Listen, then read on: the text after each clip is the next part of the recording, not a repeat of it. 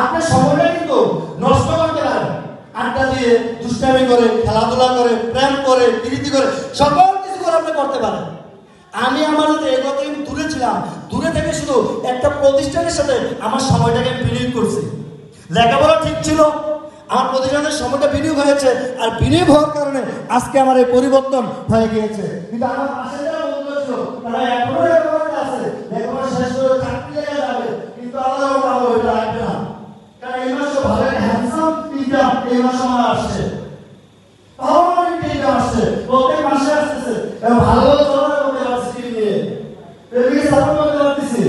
আজকে এটা ভালো লাগছে, কারণ স্টুডেন্ট বয়স হচ্ছে পরিবারের টাকা নিয়ে চলার বয়স, কিন্তু সেটা পরিবারকে সহায়তা করতে পারতেছি, এটা আমার অনেক ভালো এবং অনেক আনন্দিত করে। এটা বলার পরে কেউ ধরতে পারবো না। শুধু এটা আশা করছি একটা জিনিস ছিল আমাদের কাজ করেছিল, সেটা হচ্ছে সিদ্ধান্ত। কারণ এটা প্রোগ্রাম আসছিলাম, একটা লিডার বলেছিল একটি ফুল দিয়ে মারা হয় না, একটি বই দিয়ে গানে হয় না, একটি গাছ দিয়ে গানে হয় না, কিন্তু একটা সঠিক সিদ্ধান্ত দিয়ে একটা মানুষের জীবন পরিবর্তন হয়। কিন্তু আমাদের একটা সিদ্ধান্ত আজকে আমাদের এই জায়গা, তাই বলুন প্রত্যেকে আজকে প্রোগ্রাম থেকে একটি সিদ্ধান্ত নিয়ে হবে নিজের জীবনটাকে আপনি কিভাবে তৈরি করতে চান। যেভাবে আছে এভাবে থাকতে চান, না ভালো একটা জায়গায় যেতে চান, নিজেকে পরিবর্তন করতে চান, না এটা থাকতে চান, পরিবর্তন করতে চান, পরিবর্তন করতে চান, নিজেকে অবশ্যই পরিবর্তন করতে হবে। কারণ পরিবর্তন না করলে ভালো কিছু থাকা যাবে না। কারণ পরিবর্তন দরকার, পরিবর্তন দরকার, নাহলে ভালো হবে না।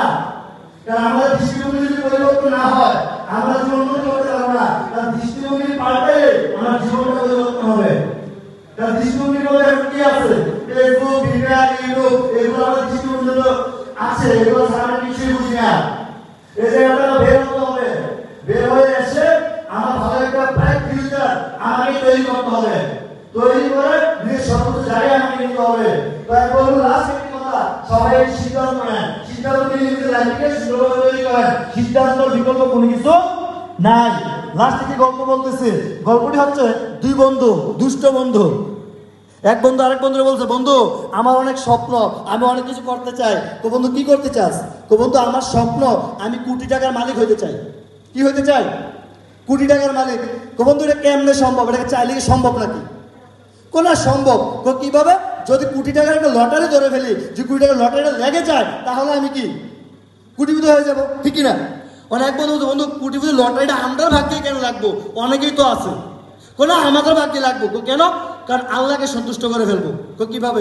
নামাজ, রোজা, হজ, জাকাত করে সন্তুষ্ট করলে আল্লাহ আমাদেরকে দিয়ে দিবে। কারণ আল্লাহ বলছে মানুষ পরিবর্তন হলে, মুনাজাত চাইলে তাকে নাকি সবকিছুই দেয়, সবকিছু দেয়। তো তার চিন্তা এরকম।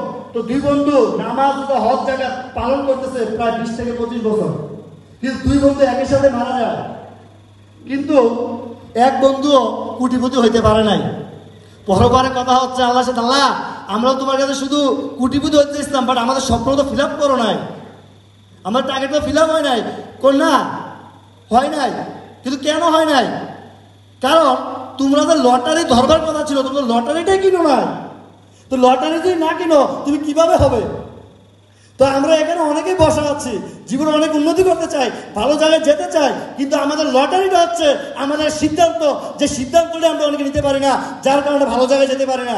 শুধু একটা সঠিক সিদ্ধান্তই পারে আপনাকে সঠিক গন্তব্যে নিয়ে আসতে, সঠিক একটা জায়গায় নিয়ে যেতে। আমি আবারও বলবো, প্রত্যেকে সঠিক একটা সিদ্ধান্ত নেবেন, নিজের লাইফটাকে সুন্দর করতে পারবেন। এ বলে শেষ করবো। আল্লাহ হাফেজ, সবাই ভালো থাকবেন। ধন্যবাদ স্যারকে চমৎকার শেয়ারিং করার জন্য। জোরে করে তাহলে স্যারকে স্টেজে থাকার জন্য অনুরোধ করছি। এই মুহূর্তে স্যারকে ফুলের মালা দিয়ে সংবর্ধনা দেওয়ার জন্য, সরেত্তরা দিয়ে সংবর্ধনা দেওয়ার জন্য স্টেজে আমন্ত্রণ করছি তাজা 7 স্টার, আমার টিমের 7 স্টার মিস্টার রিয়াজ স্যার এবং চাঁদপুরের 7 স্টার লিডার রিয়াজ স্যার এবং 7 স্টার হাসান স্যারকে আমি